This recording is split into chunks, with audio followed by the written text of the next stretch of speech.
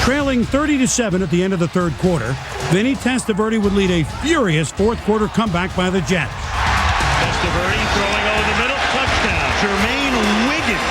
As bad as Vinny Testaverde played for 3 quarters tonight, he is playing just the opposite. He's magnificent. Here's Vinny going to the end zone. Can he make the catch?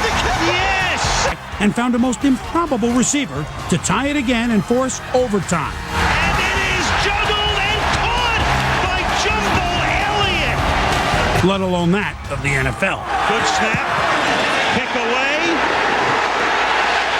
Jets win. Well, guys, all the real Dolphin fans should be used to the Monday Night Meltdown by now.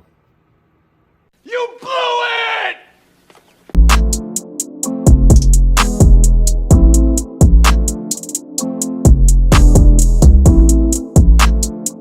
Welcome back to another episode of the Chop Block. Your boy Finales here. We're back 4 days after the Monday Night Meltdown. I hope everybody's in better spirits after that loss. Lord knows we need it. I know the Twitter world, Dolphins Twitter, has been in shambles, but it's time to just get over it. It was a bad loss. All the teams that are in contention right now have one under their belt. I don't think it means we're frauds. It just means we had a bad moment. Now, let's dive right in. Why did the Dolphins lose on Monday Night Football versus the Tennessee Titans? First off, the game already kind of started weird. Injuries were happening left and right. X goes down with his little hip injury. Obviously, it doesn't go out for the game, but he missed a little couple plays there. Then Tyreek gets rolled up on the ankle, ends up coming back in as well, but obviously wasn't 100%.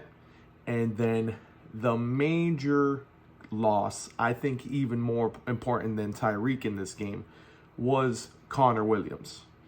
This man, as good as Austin Jackson has been, as good as Teron Armstead has been when he's actually playing on the field, this has been our strongest offensive lineman. And with him going down, that makeshift offensive line just could not get it together. It was so rough to watch. The pass protection was terrible. I give them credit in run because they did very well. We actually had 100 yards on the ground. But our coach likes to get a little stingy with the play calls sometimes and force the ball to, a certain player and gets pass happy, as we've seen in seasons before. These are instances that continue to happen with Coach McDaniel. So Liam Eichenberg center, you got Lester Cotton, Rob Jones comes in at right guard. Austin Jackson's pretty much kind of playing a little hurt with the hip, and Kendall Lamb playing our left tackle. This offensive line struggled all game long. And it's not like the Titans did anything crazy. I feel like they kind of followed that Bills blueprint because they weren't sending pressure, too many crazy blitzes. There was a lot of 4, and then the guys got to stay back in coverage. And we know the Dolphins are going to struggle when only 4 guys get to you and everybody else can cover. And you can double Tyreek, you can take out Water, you can do all of this. The Fins will struggle when this is the case. So they got to figure something out with this offensive line. Next, our goal-to-go offense is terrible. We were 2 for 5 in the red zone, and inside the 10, we just can't seem to create anything. We definitely need a big body receiver, tight end, somebody that can just, if you're in trouble, throw the ball up to and they can make a play. I don't know why we haven't seen Chase Claypool at this point. We signed him, we traded for him for a reason. Let's put him to good use. Maybe we should go for Zach Ertz. Who knows? I know we don't have much money, but these people need to figure out. Or how about we just simply run the ball? We were successful on the ground, but we just continue to get away from it. But I digress. And then let's get into the 4-minute meltdown. I forgot what the exact time was and what the stat is, but I believe we were at over 90% with 4 minutes to go, 2 ensure that we win that game. It was at like a 97 point, well, I don't know what the fuck. And we end up losing. Why did the defense collapse? Vic Fangio was calling some bad calls, some bad plays. We weren't throwing any blitzes towards the rookie. We were just letting him march down. And at that point, I believe there was already a concussion issue with Deshaun Elliott, and we already had our backup free safety with Brandon Jones in the game. And there was just blown coverage. It honestly took me back to that Ravens game last year where we were just getting freebies to walk in and get big chunk plays. It was insane to me how we can allow that to happen. And I know, as I mentioned in my last video, it's really hard to blame the defense because they essentially kept you in the game because the offense struggled all night, you know.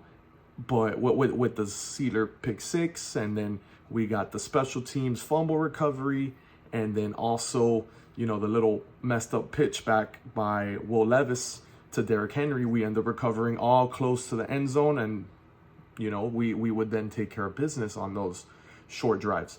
But to fold like a lawn chair with 4 minutes left and allow those 2 touchdowns is just unacceptable. I don't care however you want to put it. Blame the offense, blame Tua. I know Tua's been getting ready as he should be, 100%. But I feel like there's no wrong answer on why we lost this game. Whoever you think contributed to this loss, you're correct. Whoever. Jason Sanders missed a kick. Bradley Chubb slams his helmet on the ground and gives you an additional 4 points right there. That's the game in the bag. Like, we have to do better. We have to figure something out. And also to mention, Cater had a huge, like, the ball was coming right to him, and I guess he was guessing the route and was drifting more left, and I would have got that interception. That right there would have sealed the game itself. But let's keep moving on. As I mentioned, McDaniel, the play calling in this game was just abysmal. And this offense just seems to key in on Tyreek, and I don't know why. We need a massive overhaul with this offense. And lastly, on why we lost this week was your quarterback didn't come and clutch it out for you.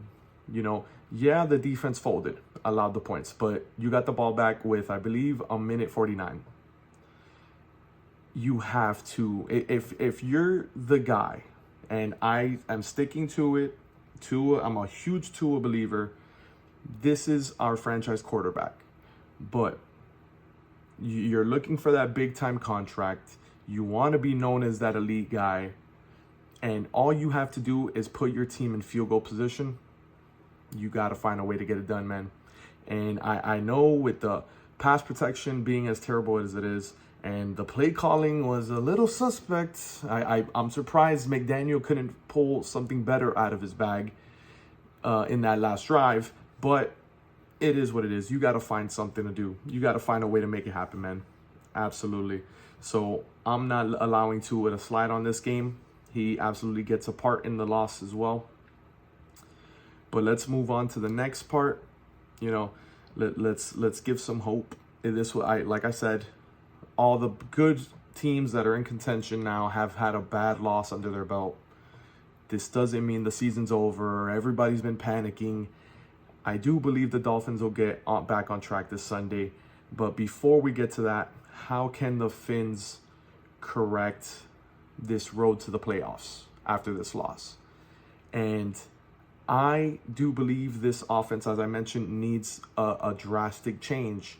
You know, we're pass heavy. We're relying on one guy, and that needs to stop already. I know McDaniel's probably fixed on making history and having the first wide receiver reach 2,000 yards and proving everyone wrong that Tua's elite and he's a special quarterback that you can win games with, and he's the guy. But we need to become a run-first team. This offensive line right now, it's decimated. But our run protection, our run blocking was pretty effective. You know, we still rushed for 160 yards. We got in the end zone twice. And, you know, Eichenberg's hurt right now. We signed 2 centers this week. So let's see who even ends up starting. Rob Jones is much better in the run game than he is in the pass. So Lester Cotton, I guess it's the same thing. But with this O-line being decimated, Tua doesn't have the pocket. It has to be above average for him to be successful. Because if not, he gets antsy, he's in his head, and his passes were already coming out within 2.5 seconds. Imagine how he is when he's thinking, oh, fuck, this guy's going to blow it, and I have to get rid of the ball quicker. So we got to go run first and just make it happen. Like, stop forcing the ball to Tyreek. The offense doesn't have to run to him. You have other playmakers. You have Jalen Waddle. You have Braxton Berrios. You got these guys, man. You got Alec Ingold. Like, why are we not lining up in I form so much more than we are right now?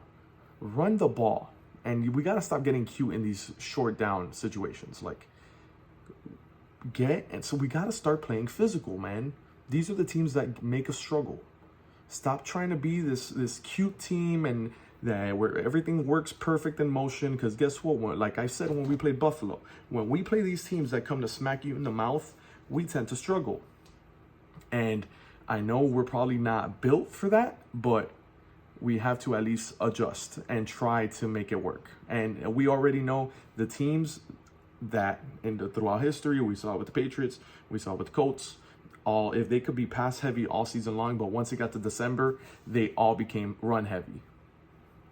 Make the change, make the adjustments so we can succeed and get the season back on track.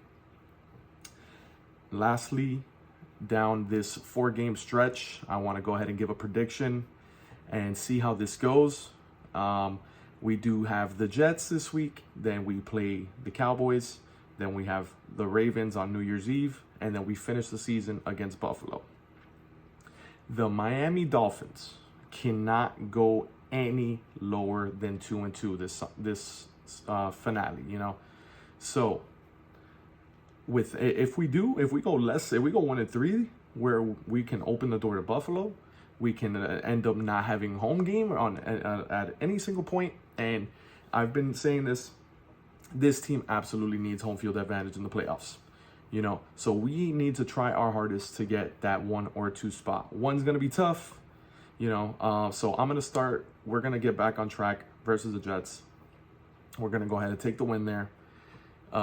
It's not gonna be an easy one because that's a good defense, but if we do continue to pound the ball, we can go ahead and take the win.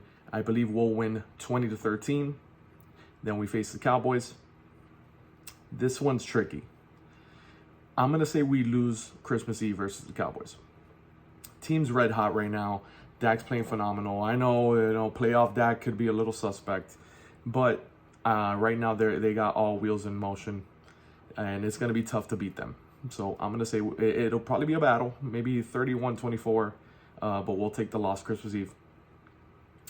And New Year's Eve, it's going to be a big game because obviously the seeding contention can come into play there, especially with some tough games for the Baltimore. I believe they have Jacksonville this Sunday, and I believe they still have the Niners on their schedule as well. So maybe that's a huge game where that 1 and 2 spot can flip-flop.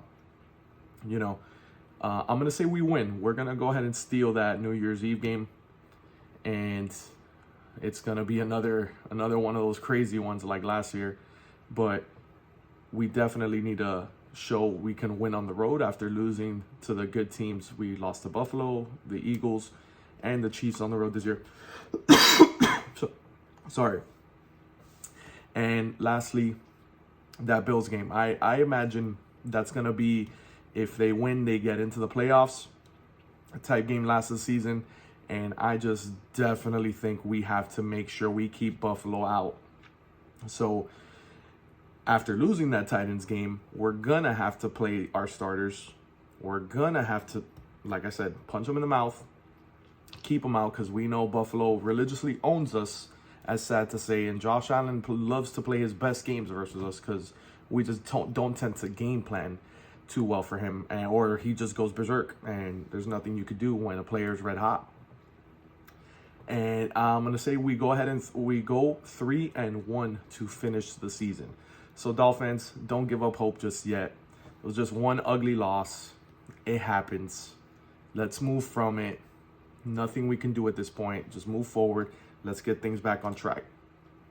Thank you guys for tuning in to another episode of the Chop Block. I'm Finale. Make sure to like, share, and subscribe. We'll see you next time.